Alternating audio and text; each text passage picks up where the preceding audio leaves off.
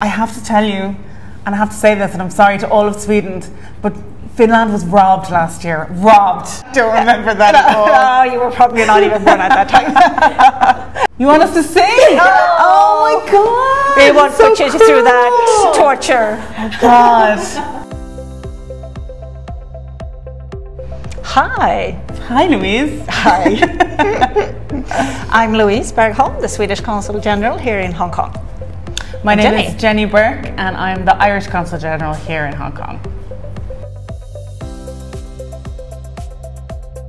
Well, the Eurovision is an international competition in music with countries presenting a song. It started out with more of a smaller circle, and then more countries have been added over the years. And it started, I think it was 1956. I actually don't know exactly how many countries participate now.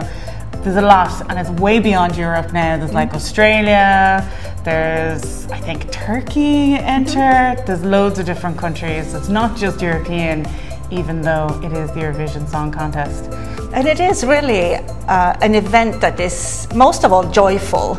Yeah. And it's wonderful to see how people come together, sharing the joy of music. Yeah. And so you have that in common, and at the same time it's great to see the different personalities of the musicians, and also how the national characteristics show through in a bit in the music and in the dress up and in the performance. Yeah, exactly. It is really joyful, and I think it's one thing that I love about it is intergenerational, right? So you can have really young kids staying up watching with their parents and grandparents.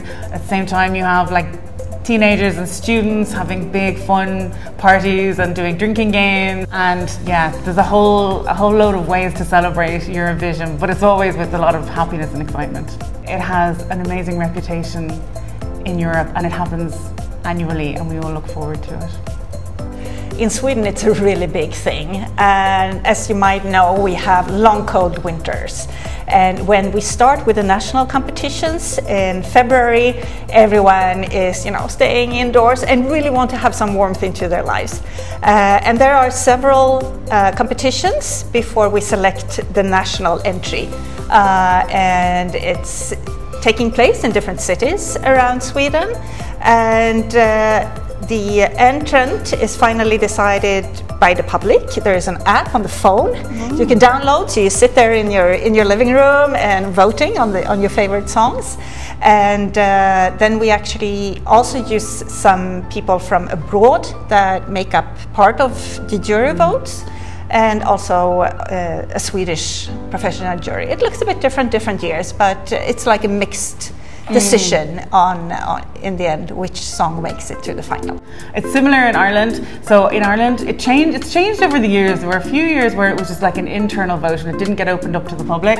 But actually this year, so there was a short listing of 6 songs, and so there's a very popular late night Friday night television show called The Late Late Show to choose the song. So it was a mixture of international jury, national jury, and public vote to find the winner. But so then it's like one night, one show. Yes, exactly. Yeah. For us, it drags over like 6 weeks. I think every Saturday night. Yeah, they've done a version of that before. But I think my understanding this year is that it was just one night, one show. Yeah. I remember being so sorry for not being in Sweden in the spring of 1991, I guess it was, because I was living in Spain at the time. And that year, in the same night, we won the Eurovision and the Ice Hockey World Championships. No way! So people were, going back and forth between the channels on the TV, just cheering on. Wow, that must have been a great night. Yeah, and I'm so sorry to miss it. One of the big memories, I think, for me, so I have 2 personal memories. One of my personal memories is that my mom always had the story about Johnny Logan. She was saying he had just won the Eurovision for the first time, so it was in the early 80s. And she was at a wedding and he was there, and she ended up dancing with him, and she was partly embarrassed, but partly it was like the thrill of her life. This was like at the height of his fame, and she thought he was gorgeous. And she would say to us, if I hadn't have been married, you never know what could have happened. She had a great time, she loved it. So that was one of my earliest personal Eurovision memories, which is always quite funny. And then the other one actually, which I really enjoy and is really kind of still tied to the work that we're doing today for Ireland, is when Riverdance was first debuted. Oh, yeah. So Riverdance was first shown as the halftime performance of Eurovision when it was in Dublin, and it blew everybody away. It was just a moment in time, and I think most people who talk about it now talk about having goosebumps and like how it was really a stunning moment. And Riverdance itself is so iconic now for Ireland, and it came for a long time, and still for some people around the world it really defines a lot of Irish culture and what they know about Ireland. So Riverdance is probably a really special memory for me and for a lot of Irish people around Eurovision, even though it wasn't an entry itself, but kind of in the wider Eurovision universe. Yeah, it was a big moment.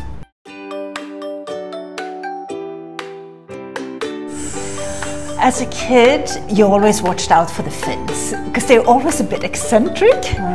Yeah, and then you felt a bit sorry they ended up at the bottom part, so that was kind of fun. But then now, suddenly, oh my God! Yeah, I have to tell you, and I have to say this, and I'm sorry to all of Sweden, but Finland was robbed last year. Robbed.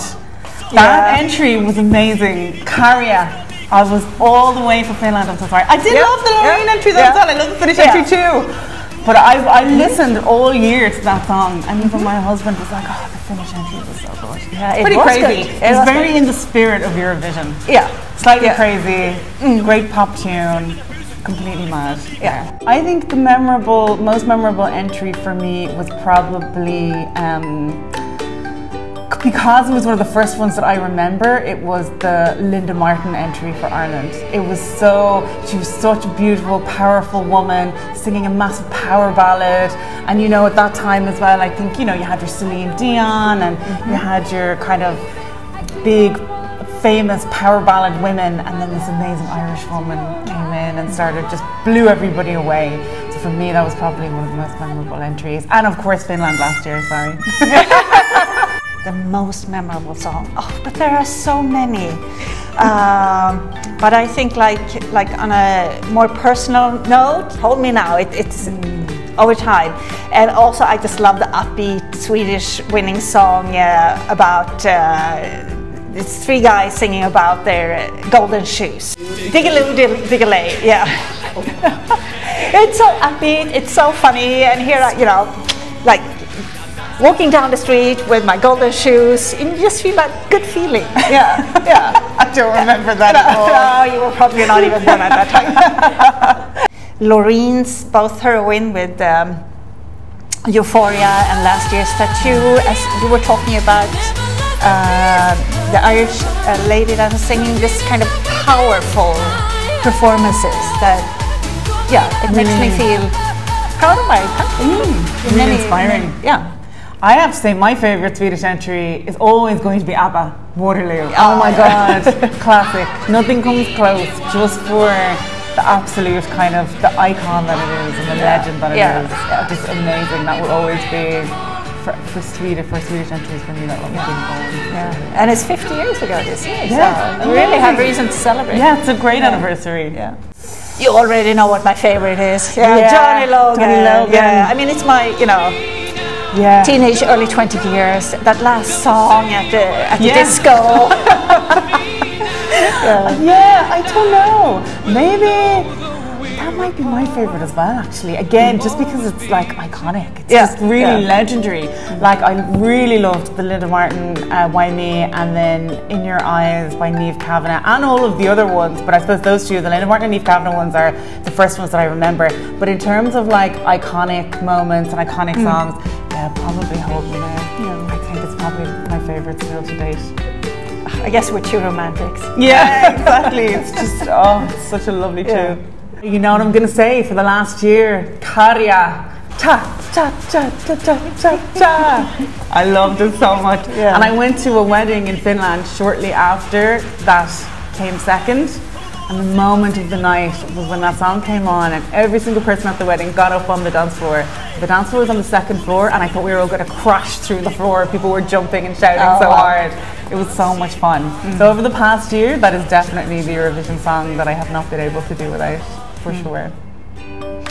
I think some of the songs that I can't live without will be by Swedish classic artists that have performed several times in the Eurovision. We have Carola. Yeah, she has had a couple of entries there that every now and then I just have to put them on to get in a good mood and dance away, and they are played over and over again. Yeah, they once in Eurovision, yeah, the songs tend to stay. Yeah, they do. Yeah. They become classics. Yeah. Yeah. Quite a few years ago there was a Swedish entry. I don't actually know if it made it all the way to the Eurovision, but it was titled Eloise, and as my name is Louise, I take a special joy in that, and it's really upbeat. And great for workout as well, or just for dancing a few minutes, you know, on your own in your room when you just want to get going. Yeah. There's a pop duo in Ireland called Jedward, and Jedward have had 2 Eurovision entries over the years, and both of their entries have been amazing pop songs, and they're really fun tunes. You want us to sing? Oh my God! We won't put you through that torture. Oh God. We do Waterloo? We sing it together? Start off at least? I'll start off. Yeah. Okay. Waterloo. I was defeated, you won the war. Waterloo, promise to love you forevermore. Waterloo. I just realized that I know the text in Swedish. Oh really?